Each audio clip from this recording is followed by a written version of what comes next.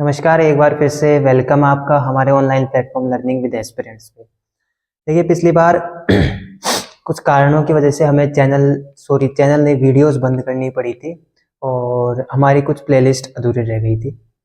हम जहाँ तक बात कर रहे थे, राजस्थान इतिहास को प्रारंभ किया था हमने आरएस की परीक्षा देने के बाद अभी जस्ट। उसके बाद में अभी फिर से एक बार दोबारा हम क्लासेस स्टार्ट कर रहे हैं। देखिए, जो व्यक्ति हमसे फर्स्ट क्लास से जुड़ा हुआ था हमारी प्लेलिस्ट से, उसको एक चीज समझ में आ गई होगी। हमने हमारा अभी तक एक ही टॉपिक क्लियर करवाया था, वो था राजस्थान के इतिहास का पहला टॉपिक शिलालेख और ताम्रलेख स्तंभलेख। ठीक है। आरएस की परीक्षा आरपीएससी 2025 आरएस की परीक्षा देने के बाद में ये समझ में आ गया होगा कि जो हम वन लाइनर पढ़ते हैं उससे हमको कितना बड़ा नुकसान पहुंचता है, क्योंकि हम सीधे सीधे फैक्ट पढ़ लेते हैं, एक लाइन, दो लाइन, तीन लाइन, चार लाइन। लेकिन जब वहां पे कॉन्सेप्चुअल क्वेश्चन आए ओनली फॉर प्री में, पेपर लग रहा था मेंस के लेवल का, प्री में जब ये कंडीशन थी तो अपने आप समझ में आ गया कि किसी भी टॉपिक को कंप्लीटली पढ़ना चाहिए, ना कि फैक्चुअल पढ़ना चाहिए। जिसने प्रॉपर तैयारी की थी अच्छे से सिविल सर्विस की, उसको तो पता है कि सिविल सर्विस की तैयारी में जो प्री और मेंस की थी फाउंडेशन, क्योंकि मेंस में आपको लिखना पड़ता है तो कॉन्सेप्ट तो क्लियर करना ही पड़ता है, बाकी प्री वाले पढ़ते हैं वन लाइनर, तो उनको अच्छे से समझ में आ गया होगा कि कहाँ दिक्कत हुई है। अब आजकल आने वाली हर परीक्षा होगी ना, आरपीएससी की छोड़ो, बोर्ड की भी जो परीक्षा होगी उसमें वही वैकेंसी आ रही है, जैसे कि राजस्थान में अपने पटवारी की है, वीडियो की है, ये सारी वैकेंसीज आ रही है, इनमें भी वही स्थिति होने वाली है। मतलब आपको अब कॉन्सेप्ट पे ही ध्यान देना पड़ेगा किसी भी कंडीशन में। अब फैक्चुअल डाटा तो बहुत कम है ही जाएगा। अब सब बात करते थे कि आरएस में इकोनॉमिक सर्वे, पता चल गया सबको, आ गया लाइन पे, और जो भी सवाल पूछे थे इकोनॉमिक सर्वे से वो भी कॉन्सेप्ट से उठा के पूछ लिए, ये वाला सवाल है। तो अब भर्ती परीक्षाओं की तैयारी के लिए देखो, मेरा तो एक ही मत है कि आप उस हिसाब से पढ़िए कॉन्सेप्ट के बेस पे। अब लाइन टू लाइन डाटा रटने का, समझने का गया टाइम, उसी बेसिस पे हमने स्टार्ट की थी। हम इसी तरह पढ़ाने की स्टार्ट कर चुके थे, क्योंकि हाँ, आपको पहले टॉपिक पे पता चल गया होगा, जब हमने पहला टॉपिक पढ़ाया था, लोग कहते हैं कि यार उसमें से, उस टॉपिक में से कहाँ क्वेश्चन आते हैं, एक क्वेश्चन, दो क्वेश्चन। लेकिन जब पूरी बुक में से या समझ लो कि पूरे जो इतिहास का पूरा टॉपिक है, कंप्लीट टॉपिक है, उन सब में से क्वेश्चन मात्र आ रहे हैं 3 या 4, तो वहां तो आपको एक क्वेश्चन भी नहीं छोड़ सकते उस लेवल पे। और फिर ये पता नहीं है ना कि पहले बोलते थे कि भाई क्वेश्चन आपको मतलब एकदम आउटर आउटर आ रहे हैं, अब ऐसा ट्रेंड रहा नहीं, हर क्वेश्चन डीपली आने लग गया। अब उस कड़ी में आज हम फिर से स्टार्ट कर रहे हैं। और रही बात चैनल की, तो किसी रीजन की वजह से बंद करना पड़ा था, सॉरी, वीडियोस क्लास लेना, रिकॉर्ड करना बंद करना पड़ा था। कुछ लोगों को तो बहुत दुख भी हो रहा होगा, और बाकी अगर एक भी बंदा हमसे जुड़ा हुआ है, एक भी व्यक्ति जुड़ा हुआ है पढ़ने वाला, तो देखिए अब क्लासेज जो रहेंगी वो रेगुलरिटी रहेगी और टॉपिक वाइज, सीक्वेंस वाइज रहेंगी। राजस्थान इतिहास को कवर करते हुए हम राजस्थान आर्ट एंड कल्चर, और उसके बाद में शायद भारतीय राज व्यवस्था, प्रशासनिक व्यवस्था, इन सबको करेंगे राजस्थान की राज व्यवस्था के साथ। हमारा पढ़ाने का तरीका पता नहीं आपको समझ में किस तरह आया है, नहीं आ रहा, लेकिन इसी तरह रहेगा जैसा था हमने बताया था। इतिहास को जब हम पढ़ते हैं तो हम सबसे पहले, हमने राजस्थान इतिहास को पढ़ने के क्रम में आप एक पार्ट बना के पढ़िए राजस्थान इतिहास के। तो पहले पार्ट में जब हम देख रहे थे कि हाँ, राजस्थान का इतिहास के जो पहले पार्ट में जब हम पॉइंट वाइज ले रहे थे, तो उनमें हमने पहले पॉइंट में हमने आपको पता हो तो शिलालेख कंप्लीट कर लिए थे, है ना। राजस्थान के पूरे 50 के लगभग शिलालेख कंप्लीट कर लिए थे हमने। शिलालेख, और ये जो शिलालेख, ताम्रलेख, ठीक है, स्तंभलेख, ये सब एक ही एक पार्ट का एक वो समझ सके। और साथ में सिक्के भी थे शायद, और नहीं की तो शायद सिक्के देख के मैं कर लेंगे अभी, किस रियासत काल के कौन से सिक्के थे। फिर हम सेकंड पार्ट में आते हैं, तो अभी हम जैसे इंडियन हिस्ट्री को 3 पार्ट में डिवाइड करके पढ़ते हैं, वैसे ही राजस्थान हिस्ट्री का भी 3 पार्ट में डिवाइडेशन है।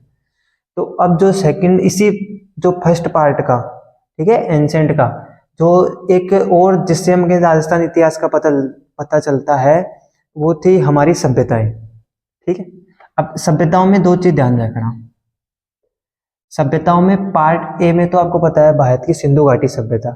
अब सिंधु घाटी सभ्यता के इतने स्रोत हैं, अब इंडियन हिस्ट्री के लेवल से देखें तो सिंधु घाटी सभ्यता के आउट ऑफ राजस्थान भी बहुत, ठीक है। तो अब हम क्या करेंगे कि जो राजस्थान में जो इनके स्रोत हैं सिंधु घाटी सभ्यता के, सिर्फ उन्हीं को देखेंगे राजस्थान के इतिहास में। बाकी तो आपको भारतीय इतिहास में पढ़ना पड़ेगा उनको। और सेकंड, राजस्थान के खुद के जो पुरातात्विक स्रोत हैं उनकी बात करें क्या, ठीक है। तो सिंधु सभ्यता के और राजस्थान की जो स्रोत है उन सभ्यताओं के बाद में, फिर इसके बाद में एक छोटा सा टॉपिक बचता है, जनपद काल में राजस्थान का कौन कौन सा हिस्सा आता था। एक सीक्वेंस वाइज से देखें तो जनपद काल में राजस्थान का जो जो हिस्सा आता था, अब कंप्लीट जनपद तो आप भारतीय इतिहास में पढ़ेंगे, लेकिन राजस्थान में जनपद काल के हिस्से, ठीक है। अब आप ये देख लीजिए, एक मैं आपको मोटा मोटा आइडिया बताता हूँ, इन तीनों को मिला के, तीनों पार्ट को मिला के अधिकतर देखा जाता है कि जहां वेटेज कम होता है राजस्थान इतिहास का, वहां मात्र एक क्वेश्चन आता है। बाकी आपकी मर्जी है कैसे पढ़ना है, क्या पढ़ना है। बाकी इन तीनों पार्टों को मिला के लगभग लगभग राजस्थान का वेटेज देखोगे आप, एक ही क्वेश्चन आता है। इसके बाद में जैसे ही हम ये पार्ट कंप्लीट करते हैं तो एक तरीके से मिडिवल पार्ट में हो जाते हैं एंटर। मिडिवल पार्ट में हम राजपूतों की उत्पत्ति से देखते हैं।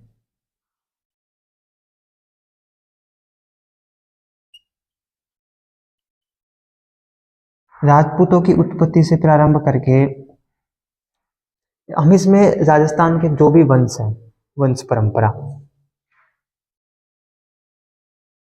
राजस्थान के जो भी वंश हैं सबके बारे में, इसमें आपके मेवाड़, मारवाड़, आमेर, ठीक है, चौहान, हाड़ा, सब कंप्लीट वंश।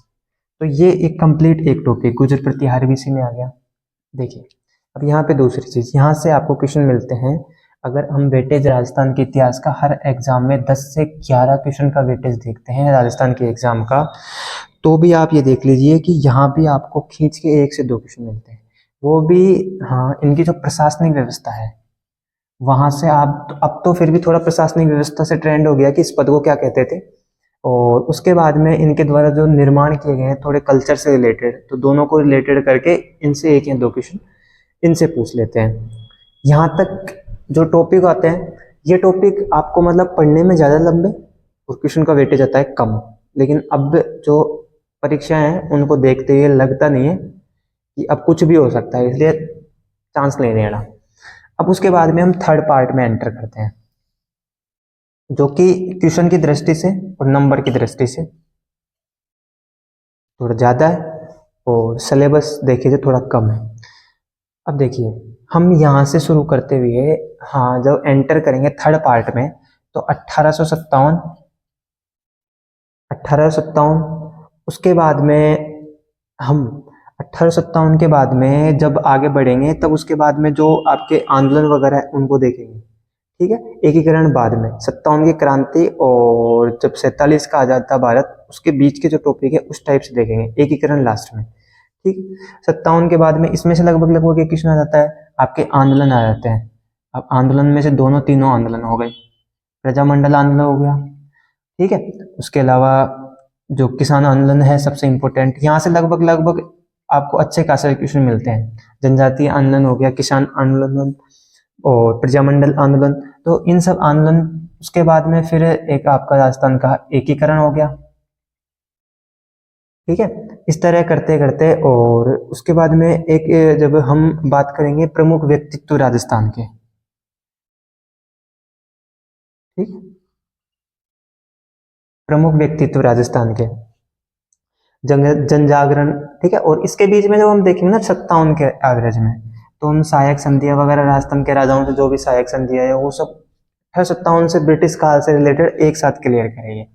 उसके प्रमुख व्यक्तित्व में राजस्थान के प्रमुख महिलाएं, ठीक है, इस तरीके से। क्योंकि अभी मेरे को एग्जाम याद नहीं आ रही, उसमें देखा था कि किस आंदोलन से जुड़ी हुई थी, एक महिला का नाम दिया था, क्वेश्चन याद नहीं आ रहा, तो इस वजह से वो सब क्या टॉपिक एक उसमें आ जाएंगे, ठीक है। तो ये पार्ट थर्ड होगा इस टाइप से, सबसे सबसे इम्पोर्टेंट पार्ट थर्ड ही होता है राजस्थान के एग्जाम में।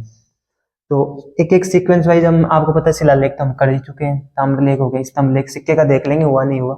और अब अगला टॉपिक हम सभ्यताओं का ही रखेंगे। सभ्यताओं में जब क्लासेज हम अब रेगुलर करेंगे तो सभ्यताओं में सबसे पहले सिंधु सभ्यता के जो पार्ट राजस्थान में है उनको कर लेंगे, उसके बाद में फिर राजस्थान की सभ्यताएं।